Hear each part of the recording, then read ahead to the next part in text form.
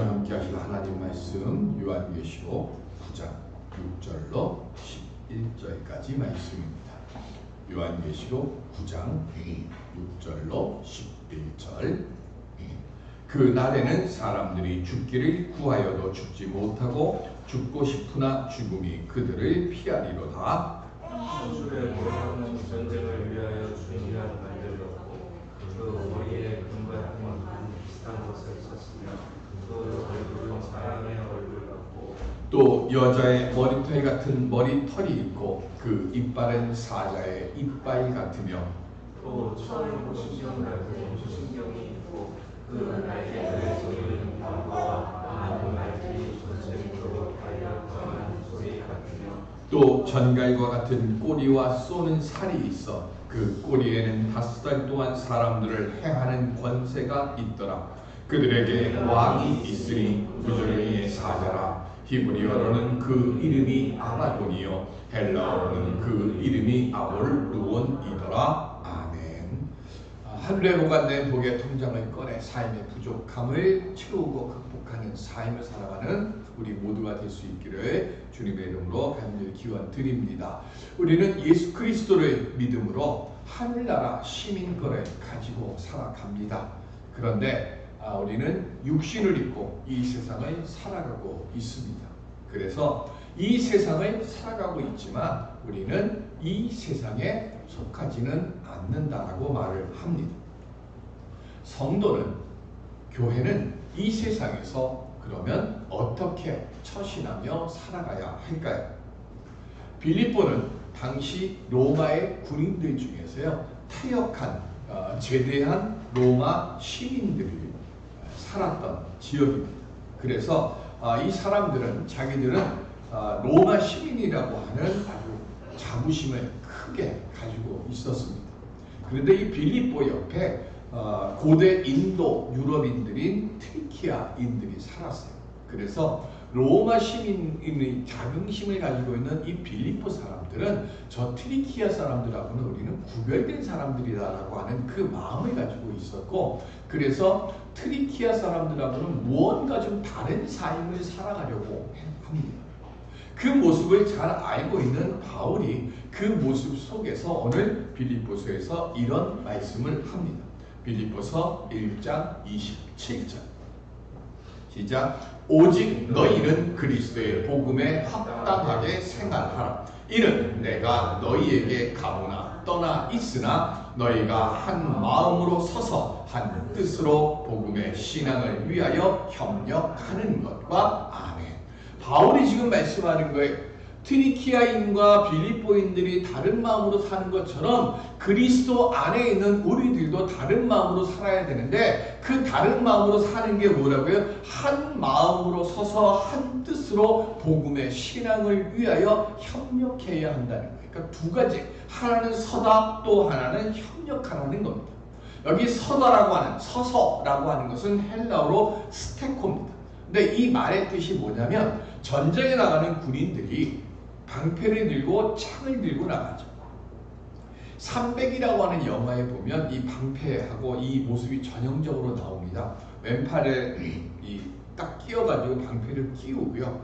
그리고 오른손에 창을 듭니다. 그리고 이렇게 딱 서요.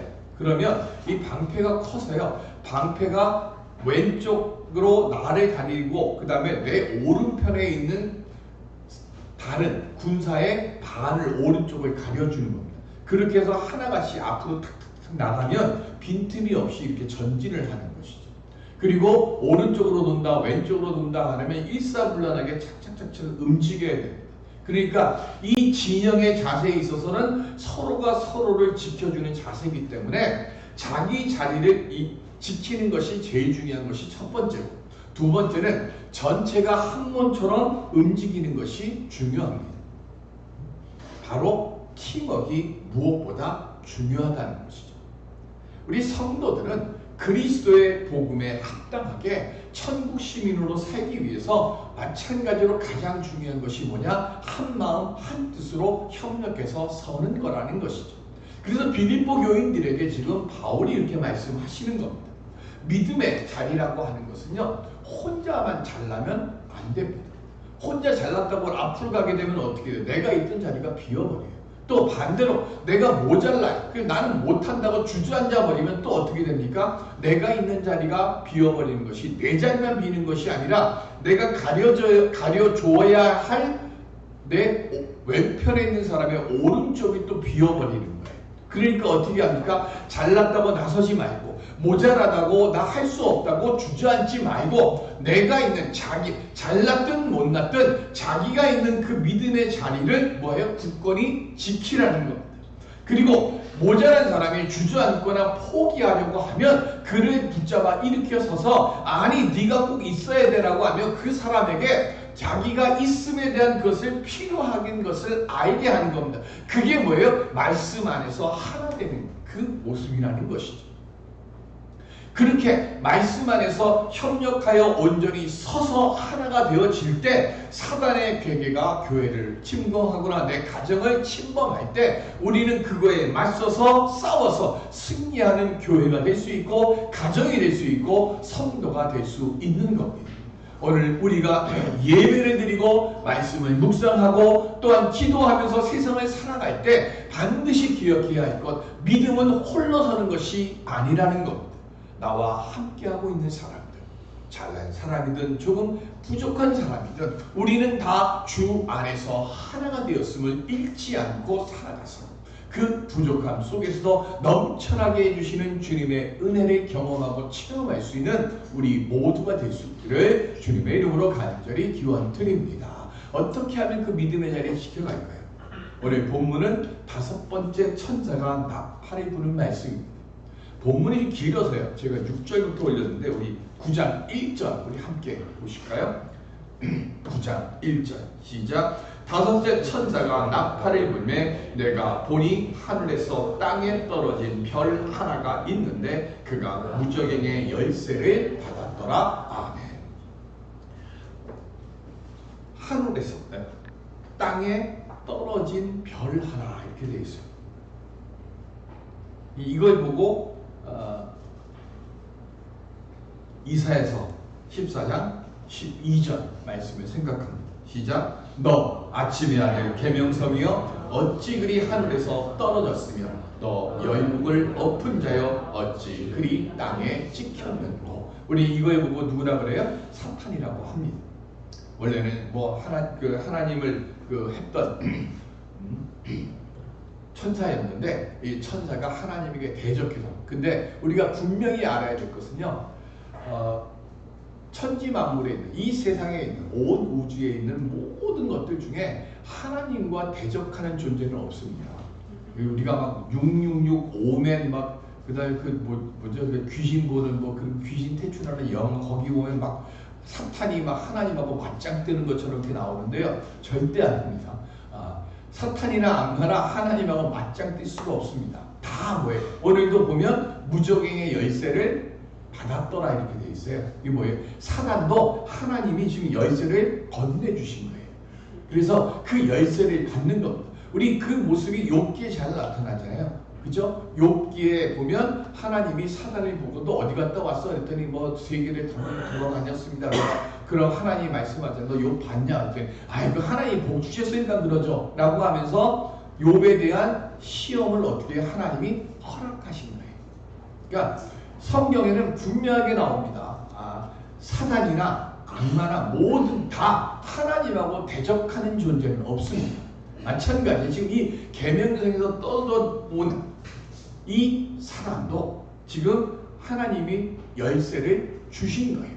근데 무슨 열쇠를 줬다고요? 무저갱의 열쇠. 그럼 무저갱은 뭘까요? 무저갱이라고 하는 것은 세상 끝나는 하나님의 최후 심판이 돼가지고 요한계시록에 나오는 것처럼 두 번째 심판이 있어갖고 영원히 꺼지지 않는 유황불못이 던져지기 전에 잠시 머무르는 짐승이라든가 악한 영이라든가 사단이라든가 만에 그런 것들을 모아놓은 것, 그곳이 무저갱이에요. 그런데 그 무저갱의 열쇠를 받았어요. 그럼 어떻게 될까요? 무저갱이 열쇠를 가지고 무저갱을 열면 그 안에 있는 악한 영들이나 짐승이나 이런 것들이 어떻게 돼요? 잠시 동안 자유로워지는 거예요. 그러면 자유로워지면 그 다음 뭐 할까요? 나와야죠. 나와서 뭐 해요? 자기들이 잘하는 거 해야죠. 괴롭히고 고통 주고 병 주고 하는 그 일을 행하게 하는 거예요. 그런데 그게 뭐라고요? 사단이 하나님하고 맞짱떠서 하는 게 아니라 뭐라고요? 하나님이 열쇠를 주셔서 허락받아서 하는 거예요. 자, 열쇠를 가지고 무주행을 딱 열었더니 오늘 우리가 읽진 않았는데 3절 4절에 보면 큰 화덕의 연기 같은 연기가 이 무적행에서 쫙 올라와요. 올라오는데 올라오면서 쫙 나오는 게 보니까 누가 나오는가 하면 황충이 나옵니다. 황충은 뭐죠? 메뚜기죠. 이 메뚜기들이 우리 뭐 영화에 많이 보잖아요. 우리나라에서는 제가 한 번도 이런 일이 없었으니까 모르는데 중국만 해도 그리고 아프리카 쪽만 해도 중동 쪽 지금도 많이 일어나잖아요. 메뚜기들이 쏙 싣고 지나가면 풀이라든가 우리 사람들이나 짐승이 먹을 수 있는 게 하나도 남지 않고 싹 없어지는 거예요. 그런데 오늘 성경에 보면 뭐라고 되어 있냐면 4절에 보면 이렇습니다. 4절 한번 같이 볼까요? 없어요. 성경에서 봐야 돼요. 시작. 그들에게 이르시되 땅에 풀이나 푸른 것이나 각종 수목은 해하지 말고 오직 이마에 하나님의 인침을 받지 아니한 사람들만 해하라 하시더라. 아멘. 뭐라 그랬어요? 메뚜기는 원래 뭐 먹는 거라고요? 수목이나 풀을 먹어야 돼요. 그런데 지금 뭐라 그랬어요? 그건 건드리지 마요. 그럼 누구를 건드리라고요? 사람을 건드려요. 근데 사람을 건드리는데 어떤 사람? 어떤 사람? 14만 4천 명을 제외한 사람죠. 하나님의 인침 받지 않은 사람이잖아요. 요한계시록에 하나님의 인침 받는 사람이 얼마라고 그랬어요? 14만 4천이에요. 그죠? 자, 여기서 또 14만 4천 명 아닙니다만 많은 거예요. 그러니까 그리스도를 믿는 사람들, 그 사람들은 다 인칭을 받은 사람들이에요. 그러니까 그 사람들은 공격하지 말고 그럼 누구를 공격하라고요? 불신자들. 믿지 않는 사람들, 그 사람들을 공격하는데 여기에 전제 조건, 두 가지의 조건이 제약 조건이 있어요. 첫 번째는 뭐냐면 5달 동안만 하라고 합니다. 왜 5달일까요?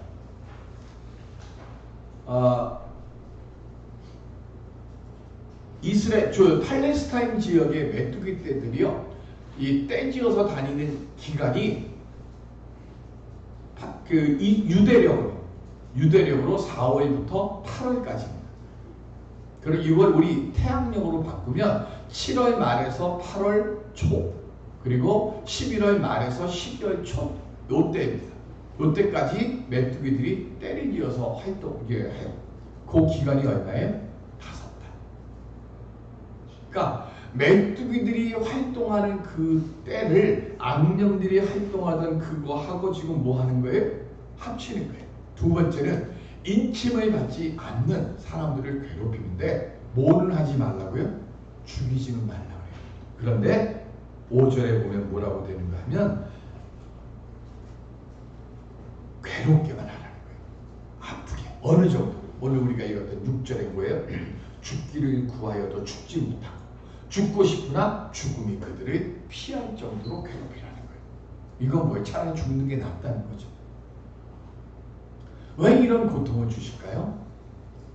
하나님의 징계에는, 하나님의 심판에는 반드시 뭐만 있어요? 파멸을 원하셔서 하는 게 아니라 그때라도 뭐 하는 거예요? 깨닫고 회개하고 인침받는 자가 되라는 뜻이에요.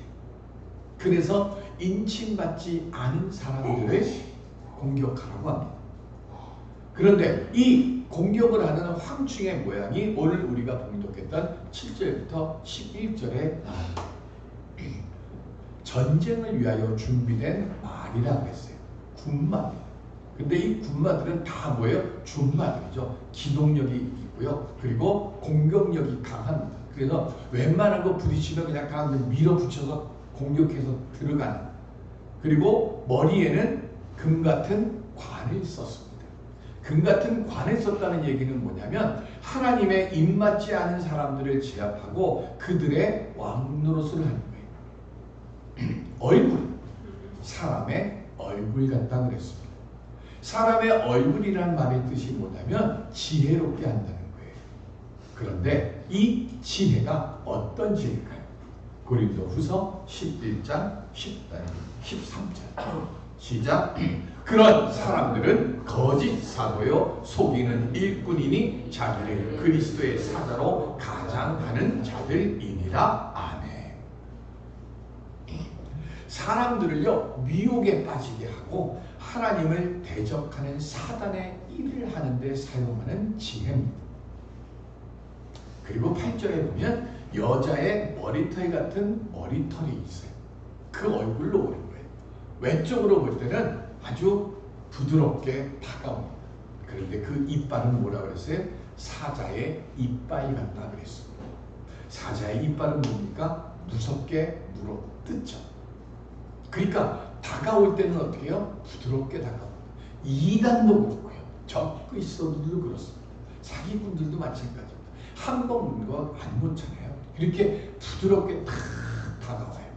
그리고는 딱 내 것이 됐다 싶을 때 왕하고 물어뜯습니다. 제가 여러 번 말씀드리지만 사단을 왜 뱀이라고 한다고 그랬어요? 뱀의 특징이 몇 가지가 있잖아요. 소리 없이 다가오고요. 그리고 뱀의 혀는 어때요? 두 갈래로 갈라지잖아요. 한 입으로 두 말하고. 그 다음에 뱀의 이빨이 어때요? 이렇게 돼 있습니다. 한 번 물면 안 떨어집니다.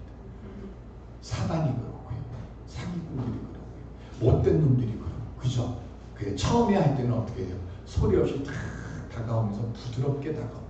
간 거 쓸리고 다 내줄 것처럼 그렇게 합니다. 그러다가 한 번 딱 물게 되면 그거로 끝이죠. 그리고 치명적인 도구로 주입해서 끝을 냅니다. 그게 사단인 거예요. 그게 뱀이죠. 우리는 항상 깨어 있어야 되는 것이 부드러운 머리털을 하고 사자의 이빨을 하고 다가오는 그런 사단, 그런 것들을 우리는 뭐 해야 돼요? 경계해야 돼요. 그리고 10절에 보면 전갈과 같은 꼬리가 있다 그랬어요. 전갈의 꼬리에는 뭐가 있어요? 침이 있고 그 침에는 뭐가 있어요? 독이 있습니다. 치명적인 독이죠. 황충의 특징을 말하는데요. 오늘 성경에 보면 다 뭐라고 되어 있어요? 같고 해요. 뭐뭐 같고. 이거 다가 아니에요. 사단은요, 이거가 아니에요. 다 뭐예요? 비슷한 거예요. 이 단이 뭐예요? 다를 이 끝단이에요. 끝이 달라요. 겉으로 볼 때는 다 똑같아 보여요. 근데 마지막 결정력일 때 다른 거예요. 지금 이게 황충의 모습이 지금 그런 거예요. 이런 것을 가지고 바울이 지금 말씀합니다. 말세의 때 하면서 말세의 모습을 이야기하는데요. 디모데후서 3장 5절 시작. 경건의 모양은 있으나 경건의 능력은 부인하니 이 같은 자들에게서 내가 돌아서라 그래요. 그러니까 하나님을 믿고 하나님께 기도하는 모양은 있어요. 그런데 하나님의 말씀대로 행하고자 하는 능력 앞에서는 어떻게 해요? 돌아서는 거예요. 이단이 그렇고 악한 영들이 그렇습니다. 지금 사도 바울이 말씀하는 거예요. 능력을 부인하는 그들에게서 돌아서라. 그들이 누구의? 거짓 선지자 거짓 그리스도의 특징입니다. 양의 옷을 입은 이리의 모습이죠. 그런 모습으로 우리에게 다가와요. 그래서 그렇게 오는 이 모든 황충의 왕을 지금 11절에 누구라고 했어요? 무저갱의 사자예요. 그런데 이 말이 히브리어는 아바돈, 헬라어로는 아볼 누온 이랬습니다. 이 말의 뜻이 뭐냐? 파괴자, 살인자라는 뜻입니다. 그러니까 사단은요, 뭐 하러 오는 거예요? 우리를 파괴하려고 오는 거고요. 우리를 죽이려고 오는 거예요. 요한계시록은 누구에게 쓴 편지라고요? 요한계시록 누구에게 썼죠? 2장 3장에 나오잖아요. 7개 교회죠. 소아시아 7개 교회에다 쓴 거예요. 우리에게 쓴 거 아니에요. 아시아에 있는 아시아라고 하니까 이제 터키죠. 투르키에 왜 투르키라고 하는지 모르시고 어쨌든 옛날 보세요. 터키의 7개의 소아시아 거기 옛날에는 소아시아 지금 유럽이지만 거기에 7개의 교회에다가 편지를 쓴 거예요.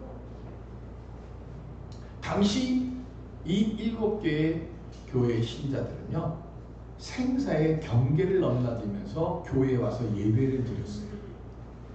오늘 예배를 드렸는데 다음 주에 이 사람이 안 보여요. 그럼 어떻게 된 거예요? 잡혀가는 거예요. 그를 위해서 기도하는 거죠. 그러면서도 그들은 예배를 빠지지 않아요. 고난과 박해를 당하면서도 예배의 자리, 믿음의 자리를 지켰습니다. 그들은 왜 그게 가능했을까요?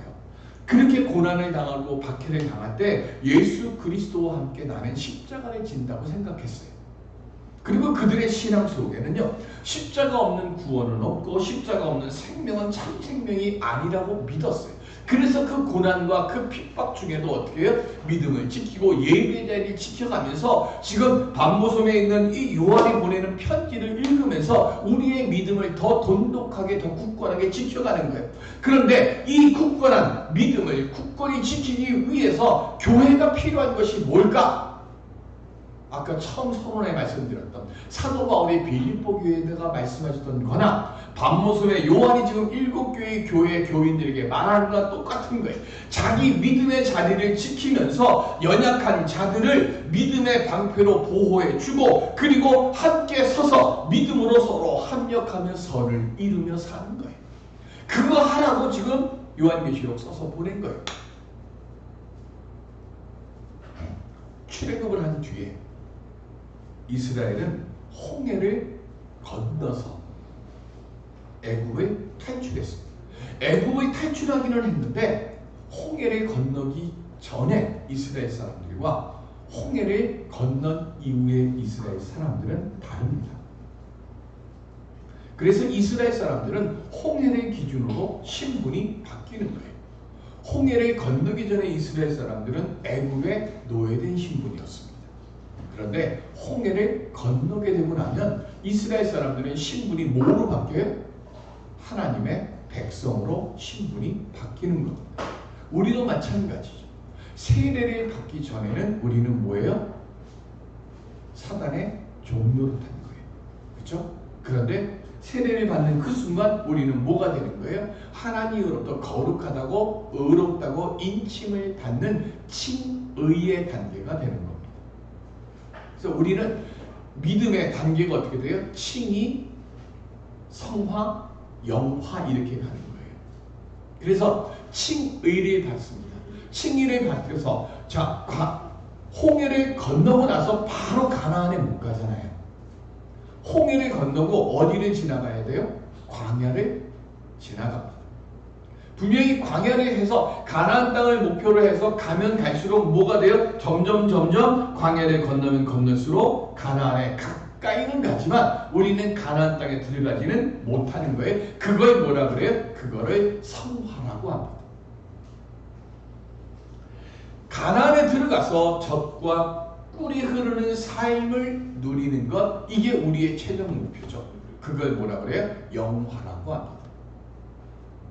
사단은요, 그래서 우리들로 하여금 지금 뭐 하는 거예요? 광야에 머물러 있는 성화의 단계에 있는 칭의 받은 것은 어쩔 수 없더라도 칭의는 받았어요. 그러나 영화의 자리에 가지 못하게 하기 위해서요, 성화의 단계에 있는 광야에 머물러 있는 그 단계에서 우리로 하여금 가나안 땅에 들어가지 못하도록 영화의 자리에 서지 못하도록 우리를 끝없이 박해하고 핍박을 통해서 우리로 하여금 그 걸음을 멈추게 하려고 하는 거예요. 그런데 우리가 알아야 할 것이 있어요. 아까 말씀드린 것처럼 사단은 하나님의 대적자가 아니라는 겁니다.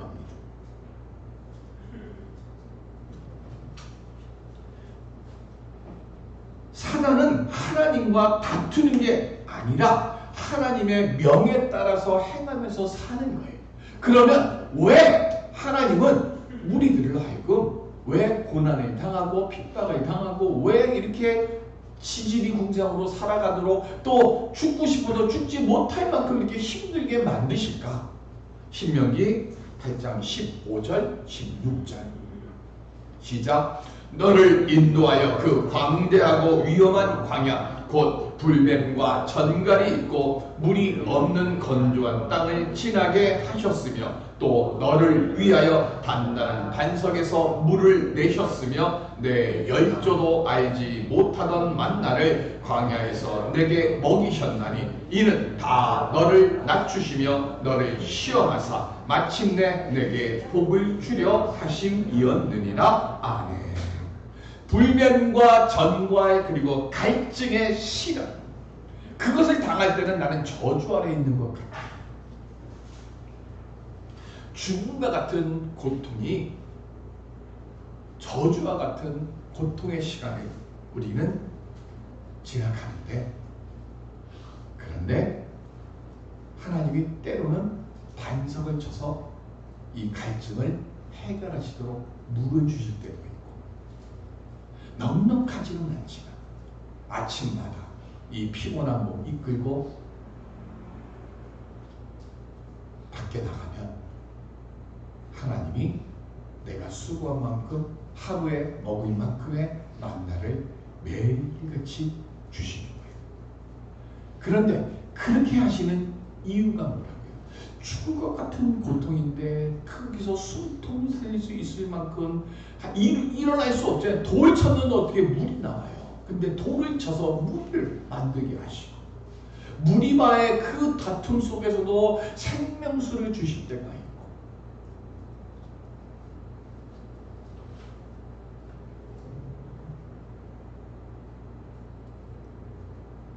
밥만 먹으면, 우리는 밥하면, 외국 사람들은 밥하면 쌀만 생각하는데 우리 한국 사람들은 밥하면 뭐를 생각해요? 밥만 생각하지 않잖아요. 그죠? 밥, 돼지갈비를 먹으면 돼지갈비 같이 먹고 김치가 있으면 그게 밥이라 생각하잖아요. 근데 만나는 진짜 뭐냐면요, 만나는 진짜 쌀이에요. 쉽게 얘기하면. 그죠? 하나님은 넘치도록 주신 적이 없어요, 광야에서. 그런데 분명한 건 아무도 굶어 죽게 하시지는 않으셨어요. 그래서 하나님이 신명기에서 뭐라고 해요? 신발이 다 터져가고 발이 부르터서 못 간 사람이 있느냐? 그것도 없어요. 굶어 죽은 사람이 있느냐? 그것도 없어요. 하나님 뭐 하신 거예요? 그렇게 하신 이유는 하나예요. 다 너를 낮추시며 너를 시험하는 거예요. 하나님이 우리에게 원하십니다. 내가 환난을 당하고 고난을 당하고 핍박을 당하고 죽과 같은 고통 속에 있을 때 하나님이 원하십니까? 나를 다 내려놓고 하나님만 바라보게 하시는 거예요. 그래서 네 조상들이 알지 못하는 그 신비한 것들을 내가 내게 먹이고 마셨던 이유는 하나입니다. 왜요? 그동안 어디에 살았어요? 애굽에 살았습니다. 노예였습니다. 먹을 수 있을 때 열심히 먹어야 돼요. 탐욕스럽게 먹어야 돼요. 감출 수 있으면 열심히 감춰야 됩니다. 그게 노예였어요. 그런데 이제부터는 뭐 하는 거예요? 하나님이 모든 것을 책임져 주시는 하나님의 백성으로 사는 거예요. 그러면 제일 먼저 뭐부터 하라고요? 내 안에 있는 교만함, 내 안에 있는 이 탐욕을 다 뭐 하라고요? 내려놔야 되는 거예요. 왜 아간이 죽임을 당합니까? 하나님이 아무것도 취하지 말라고 했을 때 외투하고 뭐하고 돈, 그게 아니에요. 탐욕을 버리지 못했기 때문에 그가 죽은 겁니다. 그러니까 그 혼자 죽은 것이 아니라 그의 식구들이 다 죽잖아요. 탐욕을 버리면 나 혼자 죽는 게 아니에요. 나와 관계되는 사람들도 함께 다 죽는다는 거예요. 하나님 메추라기를 보내주셨어요. 메추라기를 보내주셨을 때 그들이 이에 낀 채로 죽임을 당합니다. 이유가 뭐였어요? 그리고 그것을 탐욕의 골짜기로 만드셨어요. 하나예요. 메추라기를 주셨는데 성경에 보시면 하나님께 감사했다는 말씀이 없어요. 나를 낮추시는 이유는 거기에 있습니다. 시험을 당하고 굶어 죽을 것 같은데 내 눈앞에 먹을 것이 딱 나타났을 때 제일 먼저 해야 될 게 뭐예요? 야, 먹을 거다 이게 아니라 주여 이것을 주셨음에 감사합니다는 것을, 그것부터 시작하라는 것. 그러면 세상은 돈이 최고고 세상은 잘남이 최고고 세상은 가진 것이 최고라 생각하는데 그것을 가진 것을 최고로 생각하는 사람들은 다 어디서 죽어요? 광야에서 다 죽어요. 우리는 좀 부족해요. 우리는 좀 모자라요. 그래도 뭐예요? 세상에 부족하고 모자라고 힘들지만 믿음을 가지고 주님 앞에 어렵지만 힘들지만 그때마다 주님 감사할 것 없는 것처럼 보이지만 그럼에도 불구하고 겸손히 주여 오늘도 아침에 눈을 뜨게 하시고 하나님께 감사할 수 있도록 기도해 주시면 감사합니다는 그 감사함으로 시작하게 되어지면 너희들이 알지 못하는 복으로 내가 채워주신다 약속하셨으니까 내가 바라는 것이 무엇이든지 간에 그것도 다 내려놓고 주님 주심에 감사합니다 하면 내가 알지 못하고 내가 경험하지 못한 신비한 것들로 주님이 우리를 채워주시고 우리를 이끄시고 우리를 복되게 일으켜 세워주실 줄로 믿습니다. 오늘 우리들이 주 앞에 무엇을 드려야 될까요? 주님 말씀을 주옵소서. 내 삶을 살아가는데 넘어지지 않고 쓰러지지 않도록. 예전에는 성경을 읽으려고 하는데 성경을 다 읽을 시간이 없습니다. 뭐 읽으면 좋을까요? 목사님, 저는 빌립보서 읽으라고 했습니다. 근데 요새는 저는 신명기 읽으라고. 신명기 안에 시련과 역경을 이길 답이 있습니다. 마음을 다하고 뜻을 다하고 성품을 다하여 주 하나님 여호와를 사랑하시는 우리들이 되십시다.